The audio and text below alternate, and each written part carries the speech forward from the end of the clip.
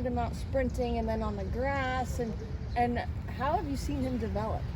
You know, he's a half brother to Matoli, so I think I might have had my head wrapped around that he might be best around one turn initially, and he was favored in his first 3 starts sprinting, and he wasn't getting the job done, and yet he wasn't tired. So, you know, a lot of it is just getting to know your horse and getting on the same page. And once we added the blinkers and we sent him 2 turns on the dirt, it really paid off, and so it seems like we're on the same page now, and yeah, it took us a while to figure him out, but now I think he's happy, we're happy, and you know, we like the way things are going.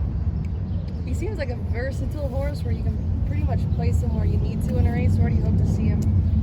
That's a great question too. You know, I agree with your take that he's versatile, and I think in a race like this, you've got to be versatile, and he's got some good gate speed, so he can put himself in the race.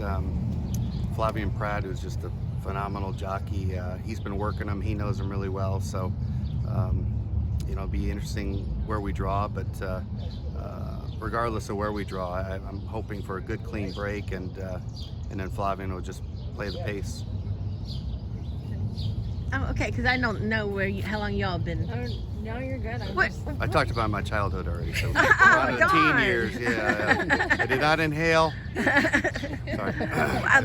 What did the blinkers do for I him? think it just helped him apply himself, and but I also think too the addition of the 2 turns was huge, and you know, his sire winning the Preakness Oxbow, you know, he's got a lot of stamina in his pedigree, and so I think the 2 turns helped, but the blinkers definitely helped him apply himself. And you know, even in the first 3 races where he was favored and got beat, you know, he couldn't blow out a match after the race. So you could tell he wasn't it wasn't his thing being a sprinter. So I think the blinkers really brought out the game face in him, and it got him to really focus and run to his true ability.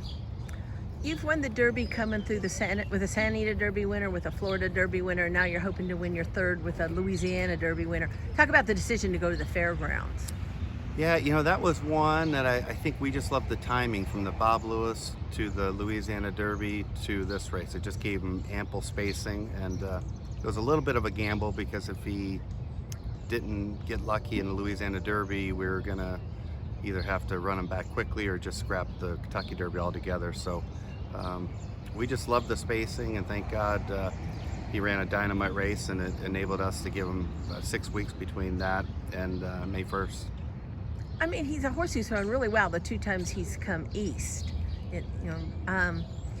Is he a horse that you think maybe just will actually prefer the tracks back here? Obviously, he's run well in California too. Yeah. But I think he's just a very he's kind of tall and lanky, and he's really light on his feet. So I think he's a horse that no matter what surface he's running on, with a good clean trip, he's just I don't think he has to take any certain type of surface with him. I think he can handle most surfaces. So we'll see how it looks here May 1st, but we're optimistic that however the surface is, he'll be okay with it. And going back to the Breeders' Cup, reflect on that, his race in there. You know, finished a great 2nd to the champion, the unbeaten champion. Going in the race, how did you feel about him? I mean, he was 94-1, so we know a lot of the bettors were discounting him. But yeah. In your mind, what price was he that day? Yeah, I thought he wouldn't be more than like 20 or 25-1, really, but which is still high, right? But yeah, nowhere did I think he'd be 94-1. But he had just broke his maiden. Him and the horse that ran 2nd were like 16 lengths ahead of the horse that ran 3rd. It was just a very visually impressive race. There was some good horses in that particular maiden race, so thought he deserved a chance, and the connections, we all got on the same page to give it a go, and thank God we did, because it really showed he can run with the better ones.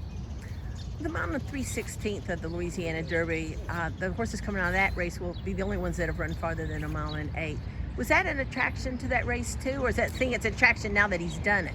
Yeah, I think it was an attraction prior, and we love the spacing as well. And yeah, now that he's done it, it's definitely an asset as well. So just validated his stamina that he's got, and that long stretch of Louisiana of the fairgrounds, is kind of similar to the long stretch here at Churchill Downs. So I think that gave a lot of us confidence after the race for sure. And they came home fast. He came home fast. Yeah. No, we're optimistic. He's a talented colt, but we still, one day at a time. We just got to keep going and have things go our way. And do you ever have owners that don't have a good time? I mean, there was the great no, after the Louisiana Derby. I'm so grateful to have Hot Rod Charlie, and then his connections are, with Bill Strauss and Greg Helm and my nephew Patrick and all their partners. It is, they would be doing this even if there was no purse money. They love the competition. They love their horses, and these horses are reflections of us, right? So they bring such great energy, and Charlie feeds off that, and so yeah, we're pumped and grateful and blessed, that's for sure. How did your nephew get involved, and when's he coming to town? Patrick's here. Patrick's been around the track since he was a kid, with me and his uncle Dennis. But he graduated from Brown and got some good job, and him and some of his football buddies 4 or 5 years after they graduated put this group together called Boat Racing, and so it's just fun to see. Patrick kind of knows the business, but he's brought in 4 or 5 buddies who don't, that are now falling in love with the business. So it's great to see a bunch of 28-year-olds enjoy this sport as much as I do and we do, right?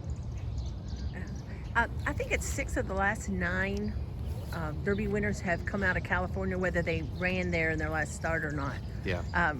I mean, you think it's going to be 7 out of 10 when you look at Rock Your World and yeah.